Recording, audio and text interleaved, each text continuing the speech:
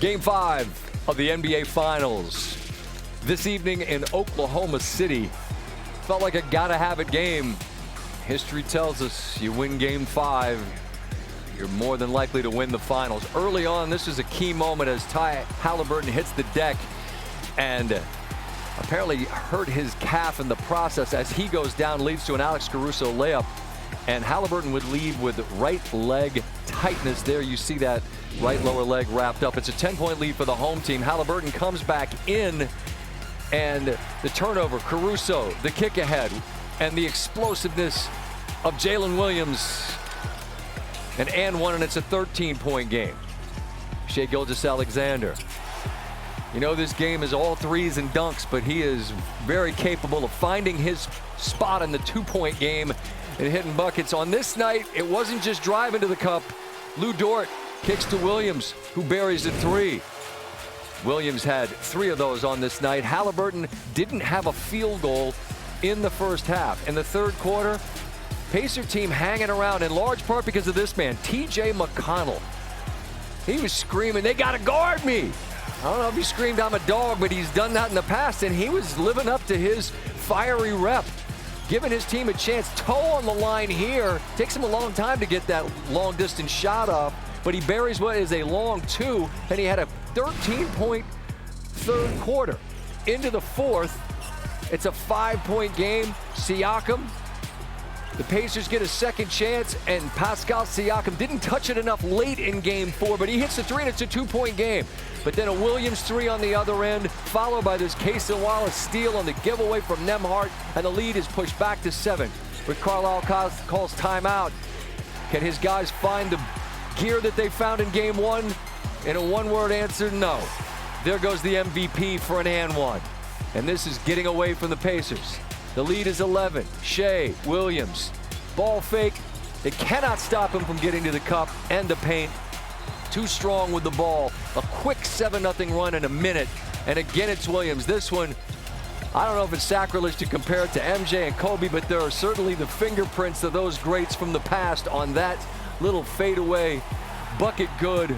Haliburton, his status a question mark. His coach said he's not 100%.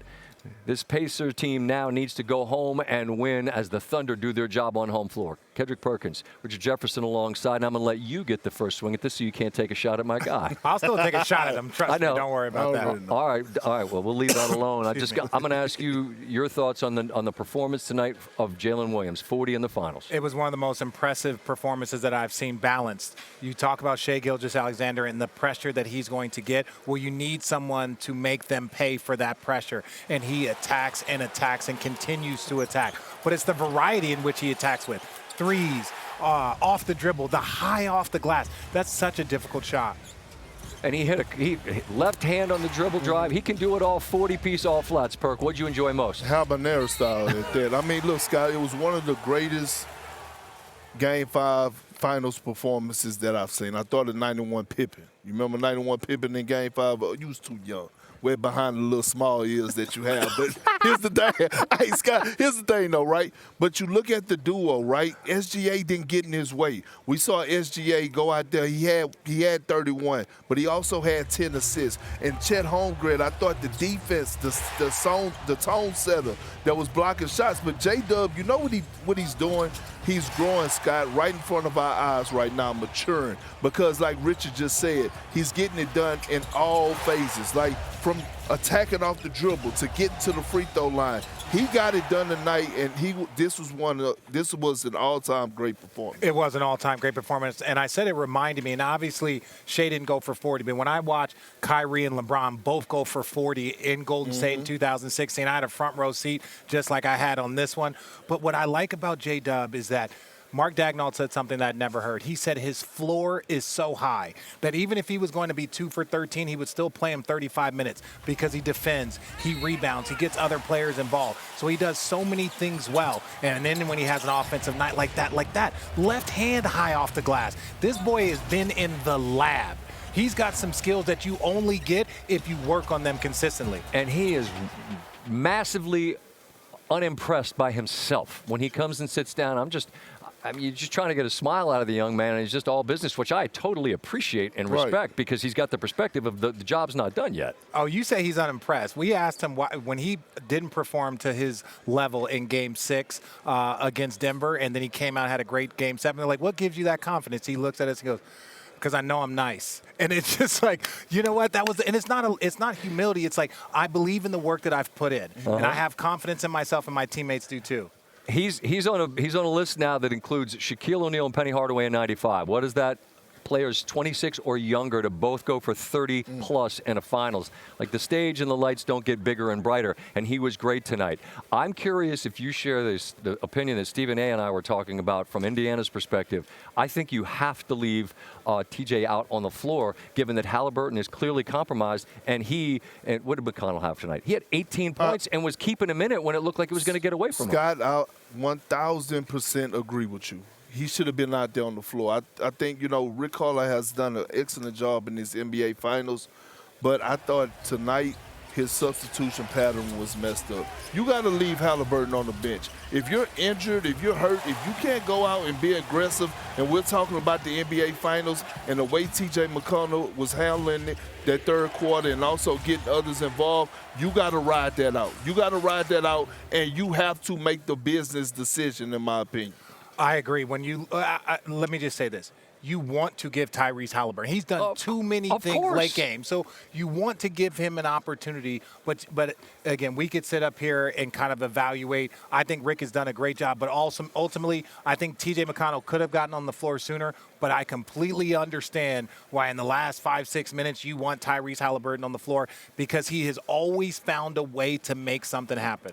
There is no doubt that's been demonstrated over and over and over. Carlisle couldn't get the answer to solve that, and part of the problem for them is the issue for Ty Haliburton. What do we know about that? He's not 100%. It's pretty clear. But I don't think he's going to miss the next game. And, we were concerned at halftime, and he insisted on playing. And I thought he made a lot of really good things happen in the second half, but he's not 100%. And there's a lot of guys in this series that aren't. So, pretty obvious that Tyrese Haliburton is not 100%. Stephen A. Smith. Very obvious. Stephen A. Smith alongside, always 100%. Right. The young man, I want to get to Ty in a minute. The young man that was just sitting where you're sitting. Spectacular. I mean, he's 24.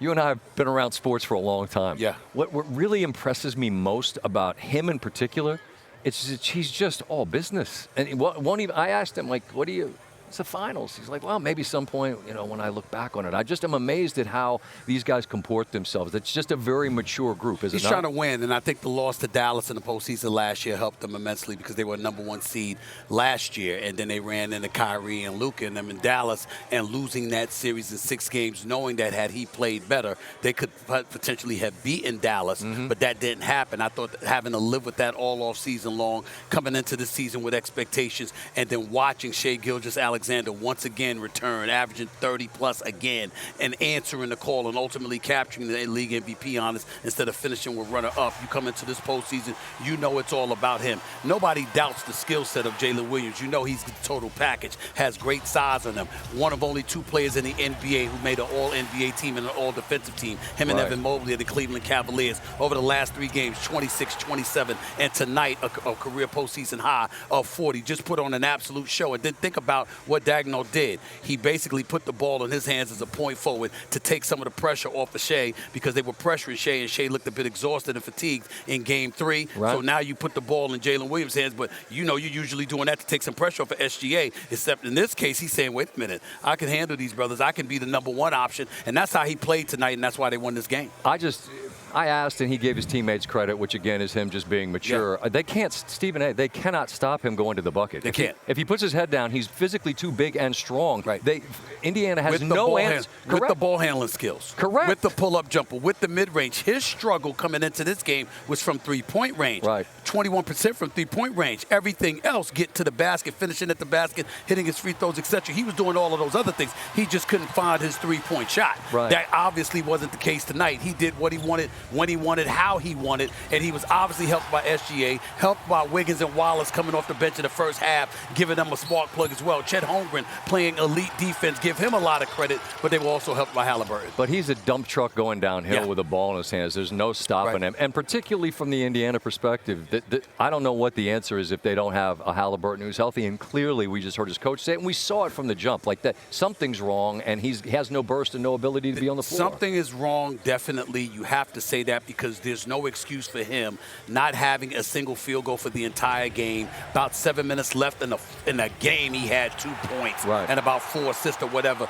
It was a horrific performance, but again, he's probably injured. He's probably hurt. He clearly is not 100% because we know that Haliburton can do more than he's done. Having said that, Rick Carlisle, an exceptional championship Hall of Fame caliber coach, we know that he could have made a different decision because the way T.J. McConnell was playing in the third quarter, he kept them in this game. Guess what? With Haliburton hurt, I'm leaving T.J. McConnell in the game. He wasn't just in there being aggressive, being assertive, playing downhill, but he was making shots, and I'm not taking him out of that game. 18 points. The way that he looked combined with the way Haliburton looked, I'm going to roll the dice knowing I got a game 6. Okay, let me not put you out there. Let me make sure I don't tax your body as much. I'm going to put Haliburton on the bench and say, you don't have it tonight. You got game 6 back in Indy. If necessary, if we could push that to a game 7, we don't need to have you out there tonight. I would have left T.J. McConnell in that game. I entirely agree. That's not the way they went, but now they've got game 6 at home, and now they have to have it. Stephen A., we will see you there. Yes, you will. Appreciate the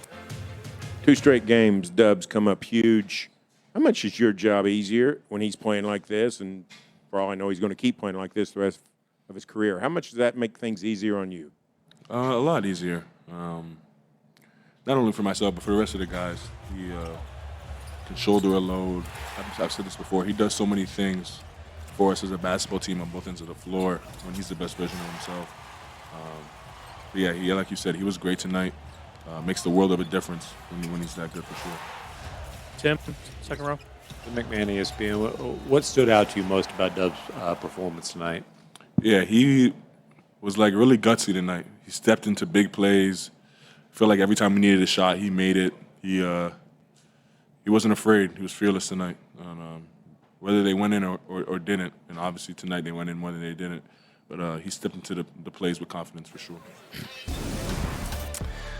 Williams and Shai Gilgeous-Alexander become the third duo in the last half century to each score at least 30 in an NBA Finals game at the age of 26 or younger. As I mentioned earlier, Shaq and Penny back in '95, the most recent. Before that, and I get the folks in Seattle are a little prickly as it relates to this particular franchise. Your history belongs to you. Dennis Johnson and Gus Williams for the Sonics back in '79. Tim Legler is alongside. As we're watching in the back room, you're taking your notes, I'm taking mine, and I'm thinking, is this another one of those nights when everything's about the Thunder and it's going to be the Pacers that steal it again? It's a 2-point game in the fourth, and I don't know how the hell it is, and then it's not. What do you got on the touchscreen that shows the way the Thunder were able to finally put this Pacers team down tonight? Let's give Indiana credit on a night when Tyrese Haliburton didn't give him really anything offensively. They put a lot of anxiety in this building. And here they are in the fourth quarter. They make their big run, and then it comes down to execution, both sides of the ball. Let's start off with offense. I thought this was the biggest shot of the game. Cut it to 5, and when you come down and execute like this, this is a big momentum play in the game. And it starts right here. Very, very important. Defensively, I talk about it all the time. You have to know where your containment is. If the defender on the screener is coming up on this side, if you're Nembhard, you've got to get your feet moving in this direction, and that's going to force Shai into the traffic area right here. Instead, watch what happens. He's able to get loose around the outside and now leaves 2 in the dust. And so now you've got to make some bad decisions on the backside. You have no choice here. If you're Haliburton, you've got to step up. You see, you got a backline defender doing it as well, but that now means that you've got Lou Dort right here circling to this wide open 3. Scott, when you go cut it to 5, all the tension in the building, and you hit a 3 immediately to get that thing to 8. Now, okay, we're a 3-possession game. Everybody relax. Now the defense, and this was a major theme over the last 6 minutes of the game. You gave Jalen Williams a lot of love offensively, as you should have. I'm going to give him some love right here defensively because not a lot of guys this late in the game, you want to fight over a pick. Watch what he does right there. First things first, over the top of the pick, nowhere to go for Nembhard. Now, they execute this second one perfectly. You're going to get Haliburton coming here, a dive by Miles Turner. Watch the way Oklahoma City executes this. You got Chet jumping out right there. Jalen Williams takes the dive, man. So you get nothing out of the action. And now the tail end of this is really what the end of the game was all about, forcing turnovers, getting out and running. Lou Dort with a great closeout. You're going to see right here, chases him off the line. When this penetration comes down the lane, watch Jalen Williams step up. But the key guy is right here. Shea is going to stunt as if he's going down to sink on Miles Turner the whole time. He knows he wants to play that passing lane. So you see Jalen Williams steps up. Shea drops. He reads the pass perfectly. Again, 8-point game. Now you're out in the open floor for an and one. It goes to 11. So it's 5 on defense to 11, 2 trips later after a 3 and then a stop and a conversion. So Oklahoma City really buckled down and executed down the stretch when they had to. The 22 turnovers were significant. The number of threes the Thunder hit early to make this a game that largely followed game scripts that they've enjoyed most of this season, I think, was huge. But the Haliburton piece is the biggest question mark. His coach says he's not 100%. That was obvious. I'm interested in what we were talking about in the back watching it. McConnell, I get as a spark, but if that spark is more than your best player, right, don't you have to stay with it? Definitely. I was talking to you about this in the fourth quarter in the green room because it was obvious to me at that point that Tyrese Haliburton wasn't going to turn this around. It wasn't like something like, hey, maybe there's a big play to be made here or a big shot. Not tonight. He couldn't get by guys. He was not putting any pressure on them defensively. In a lot of ways, they were playing 4-on-5 offensively. Rick Carlisle was trying to stand up for his guys, saying he thought he did some nice things down the stretch. You had a player out there that was just not impactful. Oklahoma City knew it. They didn't have to play him the same way.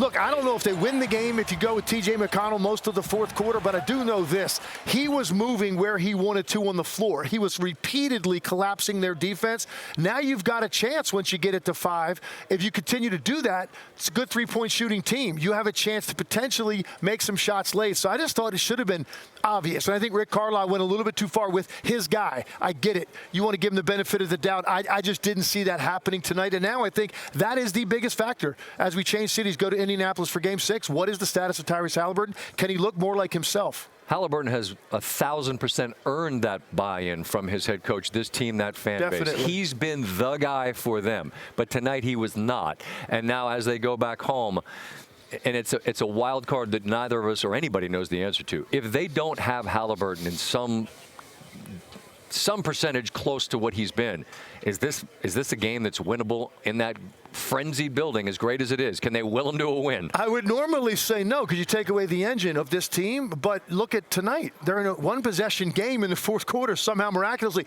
And you look, they had some other guys not play well offensively in this game, so maybe you get more from some of those guys. Benedict Mathurin really struggled tonight, and he's been a key factor in this series. So I wouldn't completely rule it out, but certainly that they need to see their guy out there pushing pace, pushing tempo, being the tone setter for their offense. They've really got none of that out of him, and they were still somehow in the game on a night when Oklahoma City hit them with some big punches. You call Haliburton the engine, you're right, but I mean, TJ is the little engine that can. That guy gets anywhere he wants on the floor and was a monster spark in this game. If it's got to be more on his plate, I think we know for certain he'll say, put it on there. I can stand up, I'll give you a shot. Haliburton, his coach Rick Carlisle said he's clearly not 100%. Here he is on his decision to play through an injured right leg.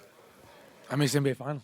It's the finals, man. I've worked my whole life to be here, and I want to be out there to compete, help my teammates any way I can. I was not great tonight by any means, but, it's not really a thought of mine to not play here. If I can, walk, then I want to play. So, they understand that, and, is what it is, and, got to be ready to go for Game 6. First row on the right, Jamal. Thought is if you lose, the season's over. So our backs are against the wall. We take pride in playing at home in front of our fans, and our fans are amazing. So, we know they're going to come out with a ton of energy, in Game 6. So we're going to have to be able to respond, be better, and look forward to, the challenge. We got to take this a day at a time. Our backs are against the wall. I mean, you got to look at Game 6 like it's a Game 7. You know, losing is if you lose, your season's over. So we got to go in and take care of business. Just approach the game the right way. See where we can get better in film, and be ready to compete. They get about 60 some odd hours worth of recovery before now and Thursday night back at home. Brian Windhorst is alongside. We've all been raving about Jalen Williams and his performance in this game. Stoic, buttoned up. I'm impressed by all of it. Do you think that we're seeing this performance in the postseason this year fueled by what happened last year? I do. I was here for Media Day in September. God, it feels like a year and a half ago. I bet it does. And he was talking about how he had to force himself to watch the bad stuff from the playoffs last year. He laid a few eggs last year. It wasn't terrible. Game 5 here in this building when it was 2-2 against Dallas, he just didn't get it done. And he had to force himself to watch the games. And so he was saying this in September. He's like, I got to get better when I get back to those spots. He gets to the NBA Cup. People probably don't remember the NBA Cup. He scored 81 points against the Bucks, okay? He was not good in that game. And people were like, well, here we go again. Jalen Williams in a big game. Well, that's been obliterated. He's had 4 or 5 absolutely brilliant games. And we can spend 48 hours litigating whether Haliburton should have played tonight and what should have happened. I don't think there was any way Jalen Williams and Shai Gilgeous-Alexander were losing this game on this court tonight. I think it's because he worked so hard after what happened, the disappointing finish where this team got upset in the second round last year. We agree. I don't know what was going to prevent it. Although Pacer fans will go, hey, it was a 2-point game in the fourth quarter. I can't prove it. No. I just believe it. Fair enough. I believe this. I believe that this is a star-driven league, and they have the MVP. But I also believe that if Williams continues on this trajectory, then the conversation could be, we'll have to talk about Batman, Robin, this and that, duos, big threes, whatever.